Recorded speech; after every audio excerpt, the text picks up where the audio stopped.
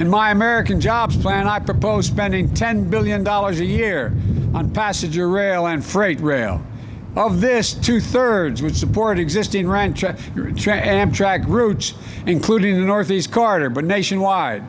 And we're talking about union jobs, as I said. And we're taking care of the riders, laying track, wiring switches, fixing bridges, tunnels, modernizing stations, and repairing and rebuilding this vital infrastructure. This would allow for the potential to expand passenger rail service. Imagine a 2-hour train ride between Atlanta and Charlotte, going at speeds of 220 miles an hour, and 2.5-hour trip between Chicago and Detroit, or faster and more regular trips between Los Angeles and Las Vegas, a route that I imagine could be pretty popular on Fridays. Bill, as you've said, your vision for Amtrak calls for a new intercity rail service, up to 160 previously unserved communities being connected. Think of what it will mean for opportunity if we can connect Milwaukee to Green Bay to Madison, Scranton and Allentown to New York, Indianapolis to Louisville, and much, much more. It's going to provide jobs. It will also accommodate jobs. And what this means is that towns and cities that have been in danger of being left out and left behind will be back in the game. It means families don't have to sacrifice the cost of living or quality of access to opportunity that sometimes only occurs if they live in a big city. We have a huge opportunity here to provide fast, safe, reliable, clean transportation in this country. And transit is part of the infrastructure. And like the rest of our infrastructure, we're way behind the rest of the world right now. We need to remember we're in competition with the rest of the world.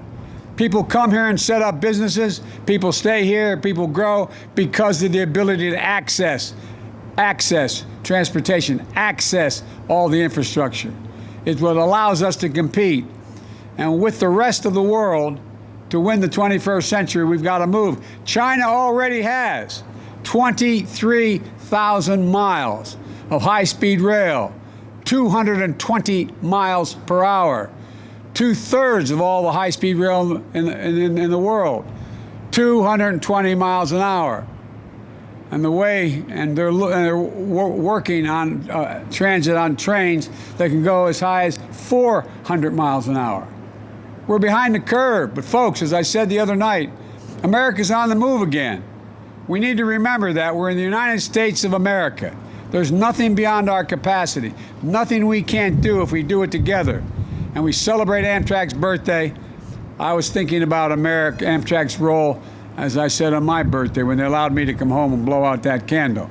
There's a lot of things that Amtrak does. And, you know, the fact of the matter is, if we were able to, which is now beyond the ability to pay for it, but if we're able to straighten out 3 curves from Washington to New York, you could make it from Washington to New York in 1 hour and 32 minutes.